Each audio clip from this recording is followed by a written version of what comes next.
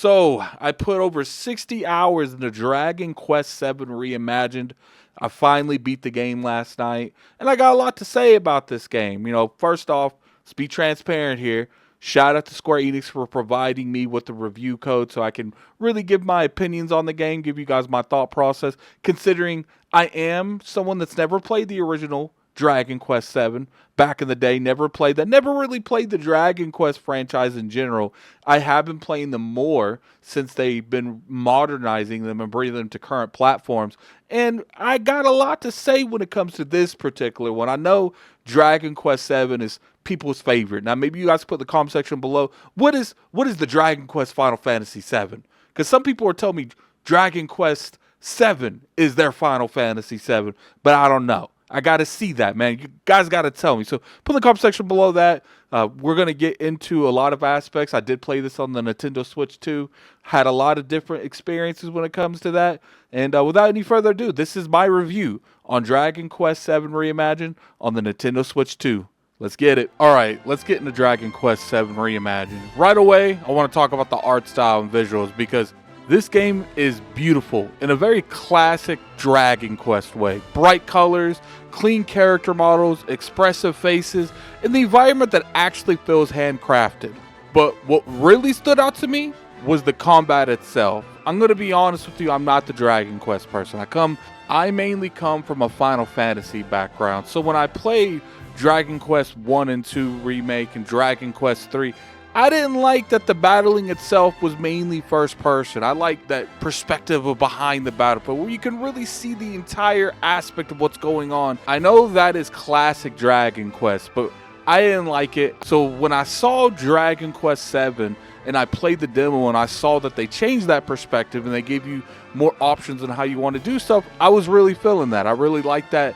And I can honestly say it was probably one of the biggest improvements in terms of the visual background. I understand that some Dragon Quest fans is probably not going to like that. I personally enjoy what Square Enix has done here, and this feels like the template for how they should bring back these 2D style games going forward. Kind of gives it a modern polish with a classic soul. I feel like that's the sweet spot to me when it comes to how the game looks in the battle. And as far as like the graphics overall, it looks amazing. This is a very good way how they have done the art style on this game. I felt like all the character models look great, the environments look great, the cities look great. Pretty much everything you would expect from modernizing a game as old as Dragon Quest VII. Now let's get to the meat and potatoes of this review and my particular favorite part. It's the combat, man. It sticks to that classic Dragon Quest turn-based, menu-driven. It's very strategic, but it feels better than ever. You're consistently thinking about, stuff like elemental weaknesses, what kind of debuffs and buffs are on the field, what kind of MP usage is going on, your party composition, that's always important. It never really becomes overwhelming, but it never actually feels brainless. A lot of these games in modern gaming have been simplified over and over again, and it kind of feels like the game plays itself, but I'm happy to say that they have kept difficult spikes in this game that you would have normally seen back then when this game originally came out. Especially boss fights, man. They encourage planning instead of just button mashing the attack button or something. And I appreciate the game respects traditional JRPGs design instead of just turning the game into an action RPG, because they could have easily have done that. A lot of these turn-based games have been turned into action-oriented games. Now, I have been noticing with successes like, Baldur's Gate 3 and Expedition 33 that, some of the publishers and developers are starting to see that we are getting more interest in terms of turn-based combat instead of going to the action-based. So I like that, we're probably going to see more turn-based games alongside action-based games. Now, let's give the feature that I feel Dragon Quest has always done good, especially for influencers like myself that like to multitask. The auto battle system. I have to shout out it, man. I love that Dragon Quest has always included this feature. I don't know if it was in Dragon Quest 11, because that's like one of the only ones I've beat besides the ones I've played this year and last year. But sometimes you don't want to micromanage every random encounter. Sometimes you just want to grind. Maybe you're watching YouTube. Maybe you're listening to a podcast. Auto battle lets you handle all the business while you chill. You still gain experience. You still progress. It respects your time, and I do feel like more RPGs need to take this approach on certain aspects. And when it comes to like grinding stuff, I do like listening to a podcast or working on something on the left screen while I'm just monitoring what the auto battle system's doing on the middle screen. I really feel that, and I like that they did that. Party members is something Dragon Quest VII does very interesting. This game gives you a lot of party members, and sometimes I really appreciate the characters. They come and go. Sometimes party members will leave for personal reasons. Sometimes they'll disappear for long stretches, and I actually love this because it makes the world feel more real. These people have families, they have responsibilities, they have lives outside of your quest. The world doesn't just stop because you have something going on. It really makes the cast just feel more human to me. And another thing when it comes to here is because you can have 4 people, but you can have a 5th guest, and they love using that guest slot. You'll be doing these worlds and they'll just randomly throw that in there. And I really appreciate that because it gives more insight when you actually are fighting with the people that you're trying to protect. While you go from town to town with them doing a couple fights with you, it kind of puts more on the line to me. Now let's talk about the class system or the job system. I don't know what you guys want to call this. You don't really get this until a good amount into the game. But one thing I will say is regardless how long it did take, there's a lot of depth into this. The class system is you start with your basic classes. Each one feels distinct and it just doesn't swap stats. There's actually different playing styles in here. And on top of that, there are a few advanced classes that you can earn by mastering multiple base classes, which is good because it encourages experimentation. You're rewarded for trying different builds. You're not just locked into one forever. It gives the game a lot of depth without being way too overly complicated.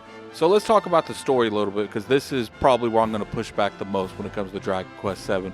Look, I get it. A lot of people love this story. I just personally feel like the main story and like a lot of the side activities going on with the world kind of had weird pacing. Pretty much the story of this game is the entire world has been consumed by darkness.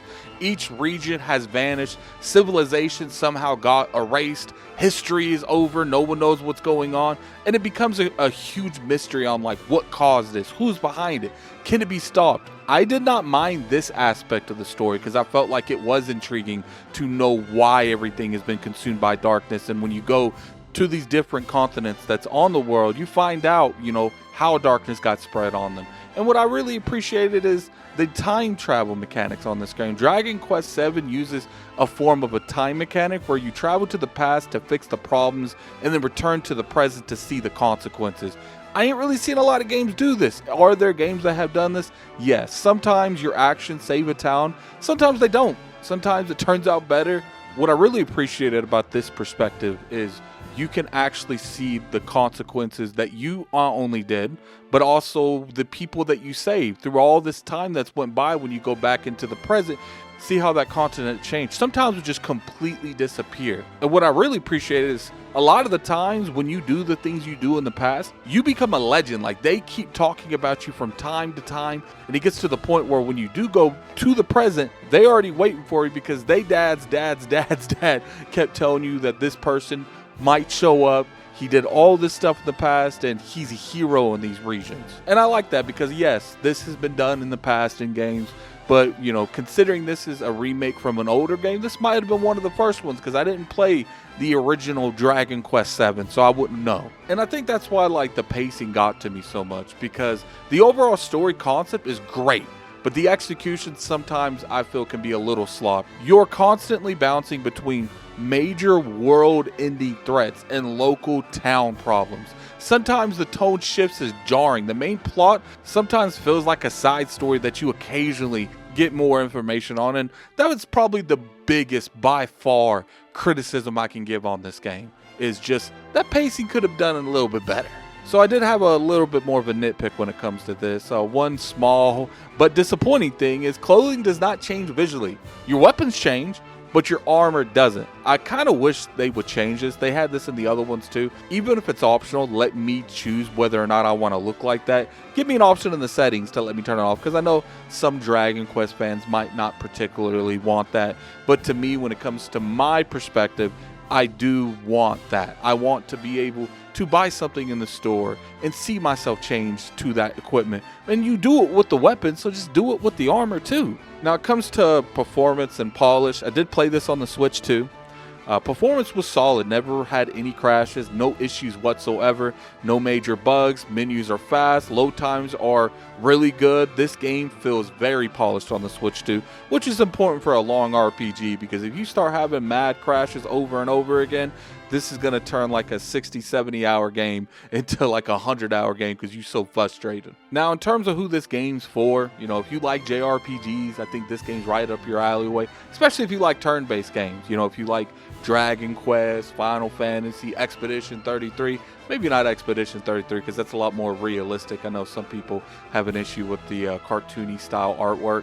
I don't really have an issue with it. If you give me a good story, good gameplay, good combat, I'm with you 100%, especially if it's turn-based. So if any of those appeal to you, I think this game would definitely appeal to you. So that's my review on Dragon Quest VII.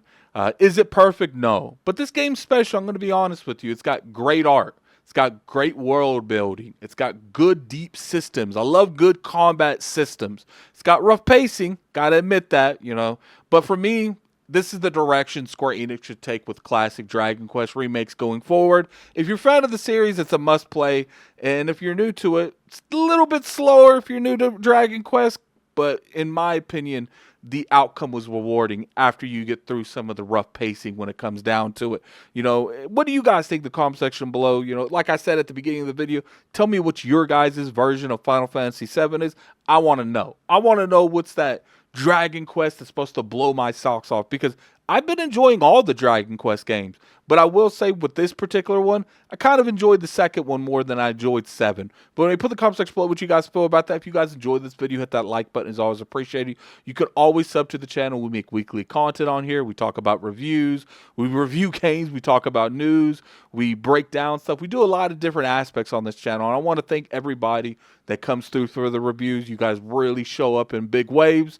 Kind of a little nervous when it comes to this particular one because Dragon Quest 1 and 2 didn't do the greatest in terms of this, but hopefully Dragon Quest 7, hopefully you guys got me with this. Well, anyway, that was my review on Dragon Quest 7, and I hope you have a great day. Peace. Ooh, I really enjoyed that game. I really did. 60 plus hours.